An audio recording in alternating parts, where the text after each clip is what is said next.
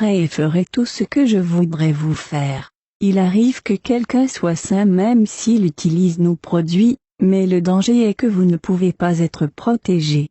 Quand nous venons dans votre maison et vous trouvons protégé, nous pouvons monter à Dieu, parce que Satan peut accuser les frères devant Dieu, et nous demandons d'obtenir notre produit. Que ce soit une boucle d'oreille, des extensions de cheveux en fibre, le vernis à ongles ou n'importe quel autre de nos produits dans la maison. Quand nous venions dans votre maison en esprit, nous faisions alors tout ce que nous voulions vous faire. Nous profitons du fait que Dieu est lié par sa fidélité et ne peut pas voler. Nous lui demanderions comment il fermerait notre produit dans la maison et la protégerait avec le mur de feu. C'est là où se trouve le danger d'utiliser les produits sataniques. Quand nous arrivons, nous prenons aussi petit à petit votre sainteté. J'allais y proférer des malédictions et des incantations sur les produits. Nous avions l'habitude de dire que quiconque utilise ces produits doit être lascif. Et si vous utilisez ces produits, la malédiction s'abat sur vous.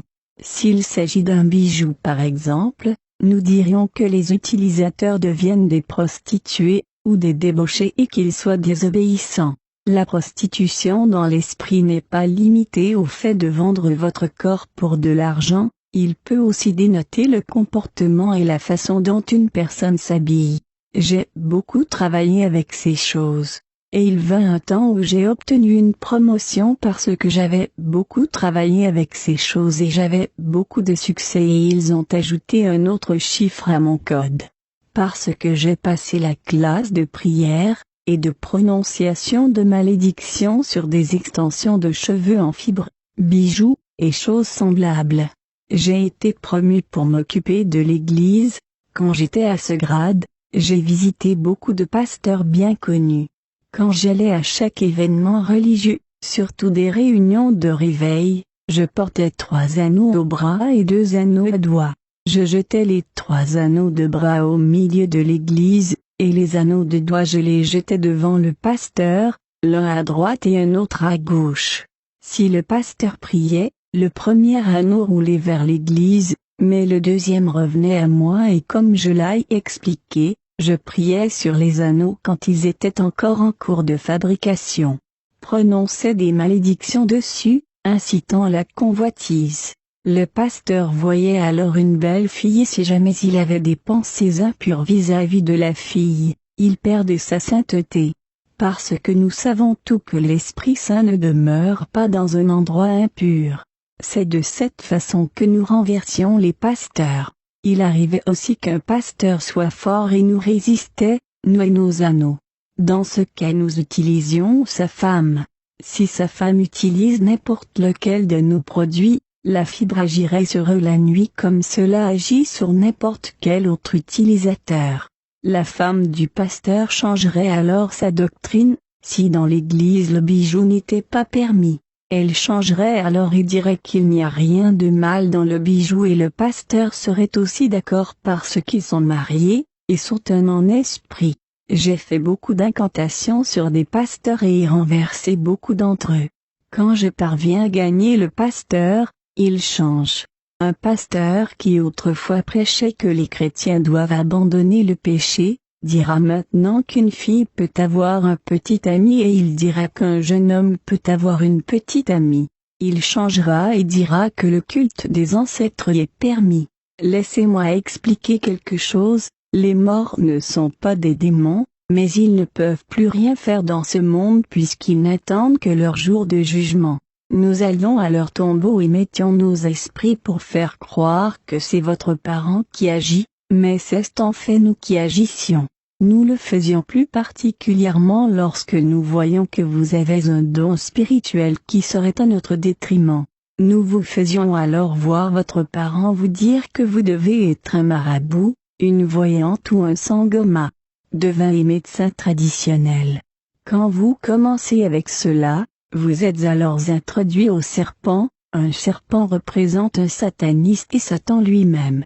5 étoiles représentent des adorateurs du diable.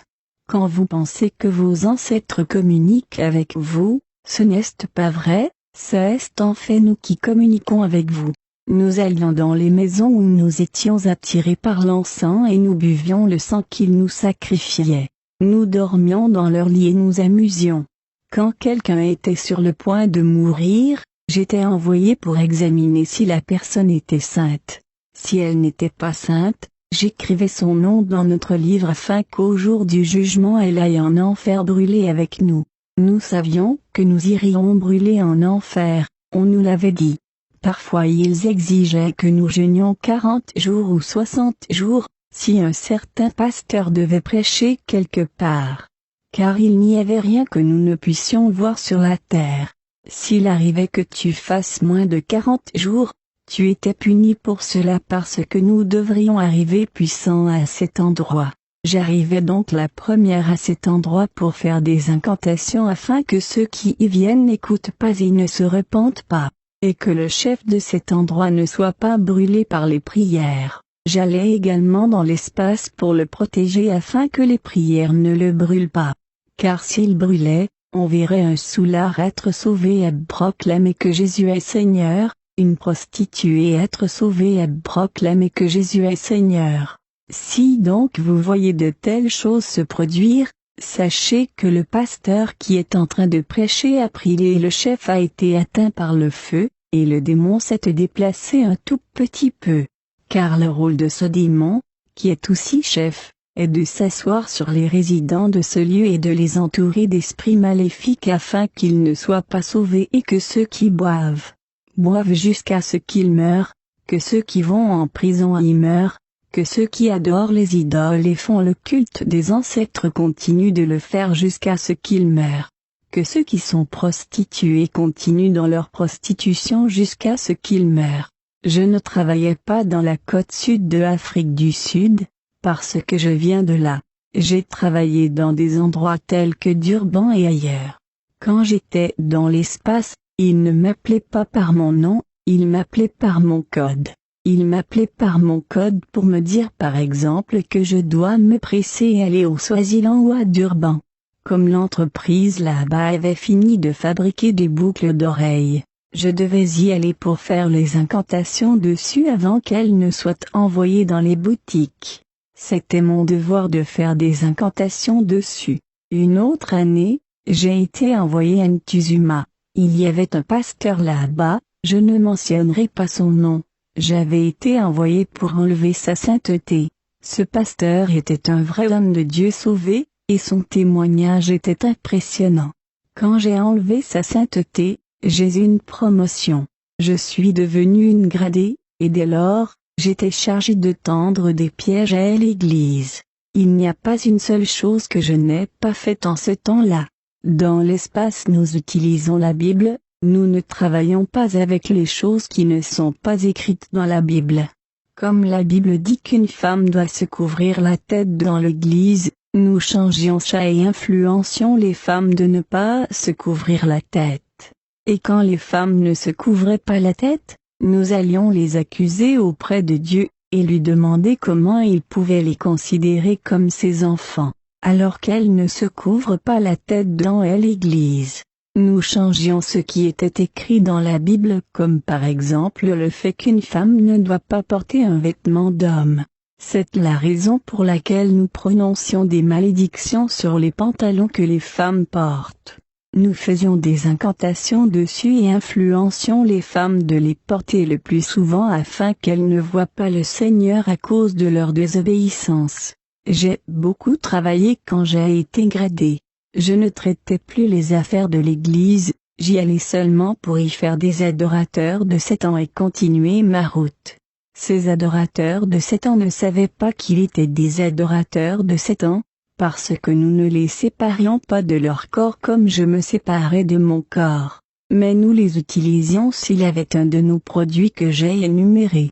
Puis ils commençaient à faire des commérages, à calomnier, à toujours se plaindre et dire que les pasteurs courent après l'argent, ou quelque chose de ce genre. Les gens cessaient même d'aller à l'église à cause de ces adorateurs de Satan.